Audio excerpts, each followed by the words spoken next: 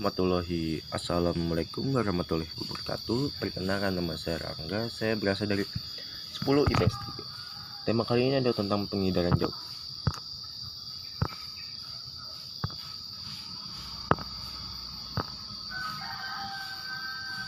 Kalian sudah tahu apa itu dengan pengindaran jauh? Kalau jika tidak, saya akan memberitahu sedikit tentang pengindaran jauh. Pengindaran jauh atau disebut dengan indera raja adalah pengukuran atau akuisisi data suatu objek atau fenomena oleh sebuah alat yang tidak secara fisik melakukan kontak dengan objek tersebut atau dari jarak jauh, misalnya dari pesawat luar angkasa atau satelit kapal.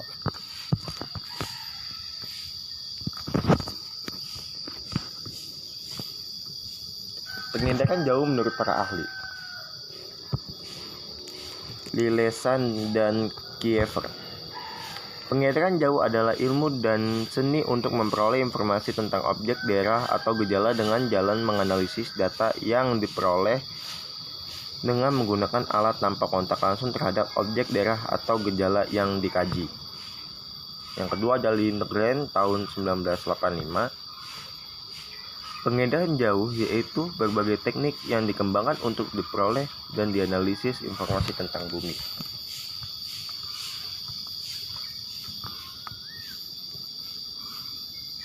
Sejarah pengindaran jauh. Pengindaran jauh atau disebut remote sensing secara sederhana merupakan teknik untuk mengambil objek permukaan bumi dari udara dengan bantuan sensor. Pengindaran jauh modern mulai dikenal pada tahun 1858 ketika Gaspard Vaillancourt pertama kali memotret kota Paris dengan menggunakan balon udara. Indera raja kemudian digunakan pada zaman Perang Dunia I dan II, di mana negara-negara yang berperang menggunakan indera raja sebagai panduan rencana misi pertempuran. Perkembangan indera raja semakin pesat sekitar tahun 1960-an, karena saat roket membawa satelit pertama TIROS, atau kalian bisa baca itu di bawahnya, diluncurkan pada zaman dulu. Pemotretan hanya menghasilkan suatu cerita hitam putih yang belum berwarna seperti sekarang ini.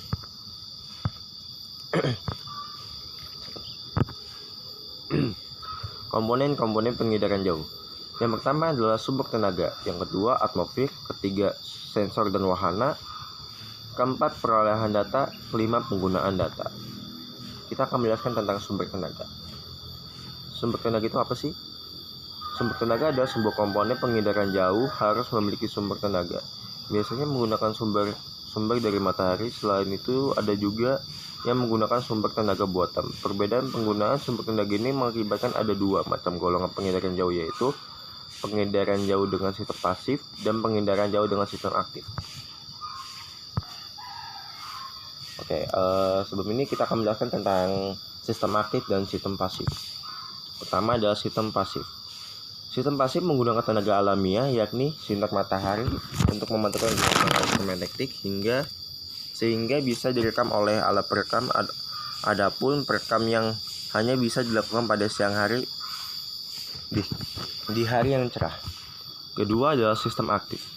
Sistem aktif menggunakan tenaga buatan yang berupa pancaran sehingga perekaman objek di bumi dapat dilakukan di malam hari tanpa terkendala masalah cuaca. Jadi kalau saya simpulkan itu, sistem pasif itu menggunakan tenaga alami, sedangkan di sistem aktif itu menggunakan tenaga buatan atau tenaga dari buatan manusia. Itu menurut saya.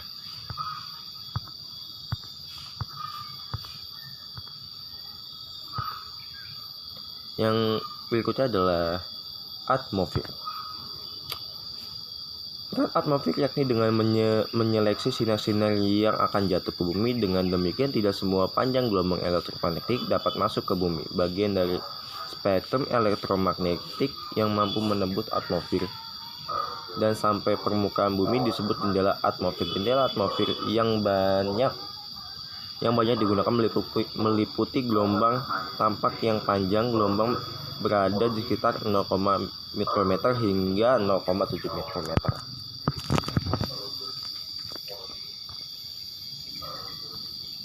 Berikutnya adalah sensor atau wahana.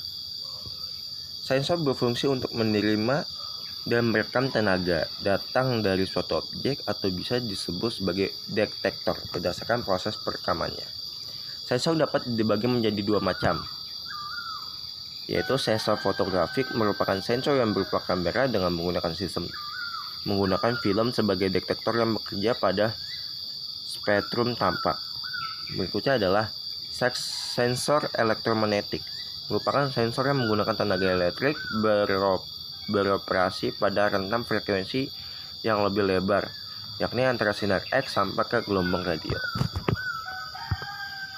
Berikutnya adalah perolehan data. Perolehan data dapat dilakukan dengan cara visual maupun numerik atau digital.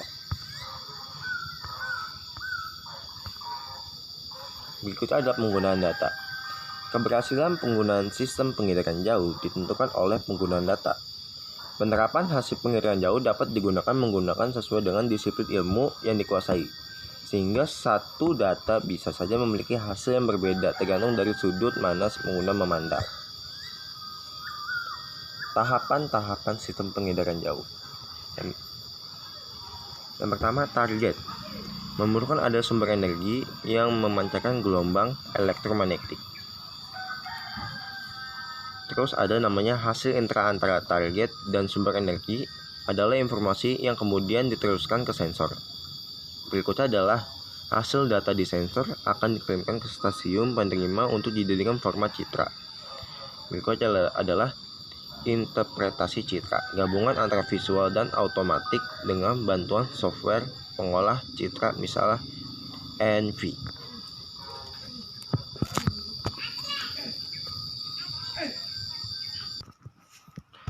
Berikutnya adalah manfaat pengedaran jauh. Manfaat pengedaran jauh di bidang kelautan. Yang pertama adalah pengamatan sifat fisik air laut. Yang kedua, pengamatan pasang surut air laut dan gelombang laut. Yang ketiga, pemetaan perubahan pantai, abrasi, sedimentasi, dan lain-lain. Yang kedua, manfaat di bidang hidrologi. Pertama, pengamatan das. Yang kedua, pengamatan luas daerah dan intensitas banjir. Ketiga, pemetaan pada pola aliran sungai, studi sedimentasi sungai. Keempat, yang itu adalah manfaat di bidang yang berikutnya adalah manfaat di bidang klimatologi. Pengamatan ilmu iklim suatu daerah. Itu yang pertama. Yang kedua adalah analisis cuaca. Yang ketiga lalu pemetaan iklim dan perubahannya. Lalu ada namanya manfaat di bidang sumber daya bumi dan lingkungan. Pemetaan penggunaan lahan yang pertama adalah pemetaan penggunaan lahan. Yang kedua, pengumpulan data kerusakan. Berikutnya adalah yang terakhir ada manfaat di bidang angkasa luar. Yang pertama, penelitian tentang planet-planet. Lalu yang kedua, pengamatan benda-benda yang ada di angkasa. Sekian, terima kasih. Assalamualaikum warahmatullahi wabarakatuh.